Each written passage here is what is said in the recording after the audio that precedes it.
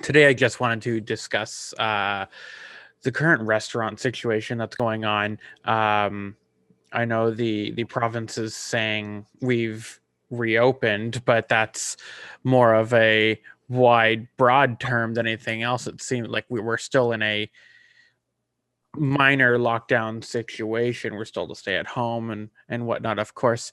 What has this reopening looked like for you? It's almost the second time that we've been talking like this.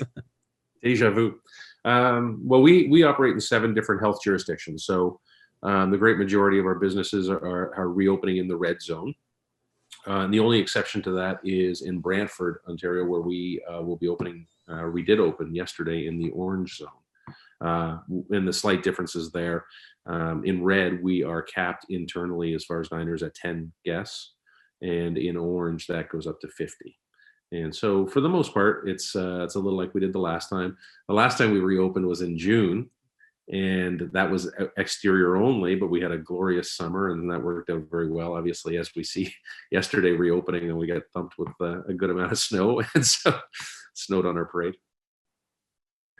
So last time we did speak like this, you mentioned that many restaurants couldn't go through another lockdown like last time, and now here we are through another one of the sorts. Um, Most of us don't even know that our favorite restaurants are missing until they're already gone. How are things looking on the restaurant front?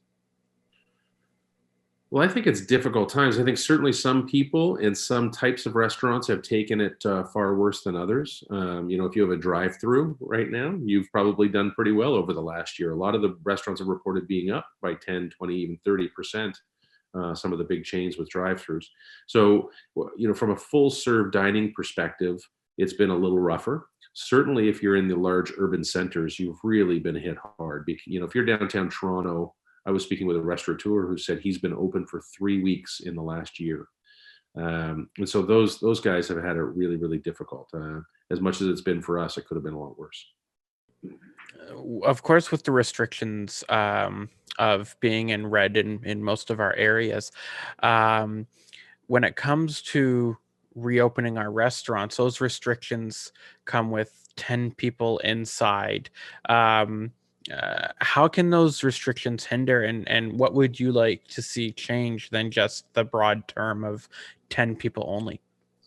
Yeah, I think anytime you get to an absolute cap on number of patrons, I've actually challenged some health officials and local politicians, et cetera, to describe the science in that decision making.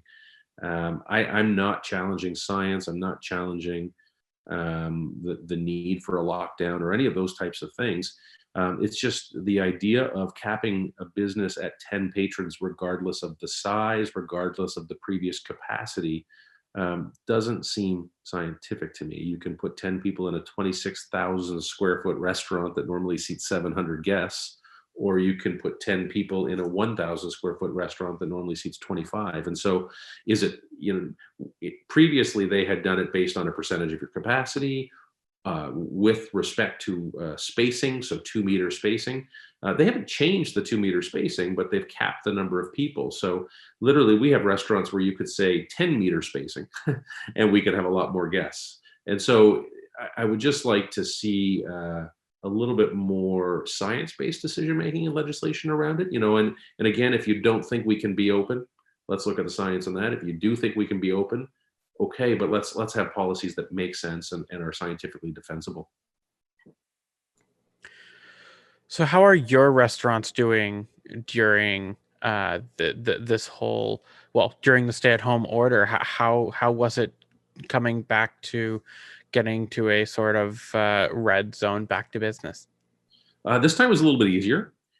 Previously, during phase one or wave one, we weren't opened at all. So we didn't do takeout, we didn't do curbside. We were not open for business. So we were starting up from zero.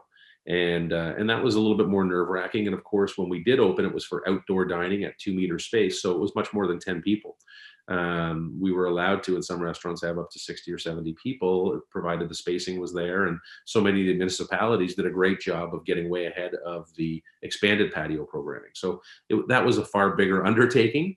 In this situation, we have been doing takeout. We have been doing curbside. We're not allowed to be out, and we're capped at 10 patrons. So, it's a little bit of shaking some rust off, and thinking through things and updating web pages, and all of the little nuances that you have to tweak along the way to get going. But it's not as it's not as stressful as it was the first time. That's good to hear. So, how can someone pick up some food from one of your local restaurants? Well, we have online ordering. Obviously, the phones have been ringing. I'd love you to come in and be one of our 10 or 50 patrons, and if you're in Brantford area. All the support to get people back out is a wonderful thing. It's still not too late to celebrate for Valentine's Day, but we just look forward to serving people. And obviously, we have probably tamped expectations for the next couple of weeks with the cold weather, and as people are still getting somewhat mixed messages. Don't go out, but here these guys are open. It's a tough, it's a tough balance. It's tight. We're walking a tightrope of what people feel as though is permissible and makes sense and is safe and all of those other things. So I think this time around it's going to take a little bit longer, but hopefully we have an early spring, and by March we have some opportunities to be seating the patios and really get going and get people out and being social and connecting again. Well, restrictions are, of course, changing daily. And really, you never know what the next restriction is really going to be. How has your opening or your starting up of Beertown Berry been? Well, it was great when we were open. It was we opened up in late November, early December. There, we hired a fantastic team. We got out of the gate. We had huge community support, and then we within a few weeks we're down to takeout only. And so we're really looking at gaining our foothold in there and being part of that community for an awful long time.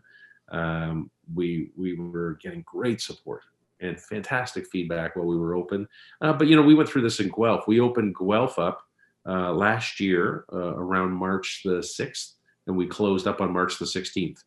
And so we had only been open 10 days. We'd only been introduced to the community, closed up, reopened in June, and boy, did they support us in a big way. We were so thrilled and appreciative of the way the community came out and supported us over the summer and until the next lockdown, really. That's great. I'm glad to hear. Well, thank you really very much for meeting with me today. I appreciate you really taking the time. Thank you.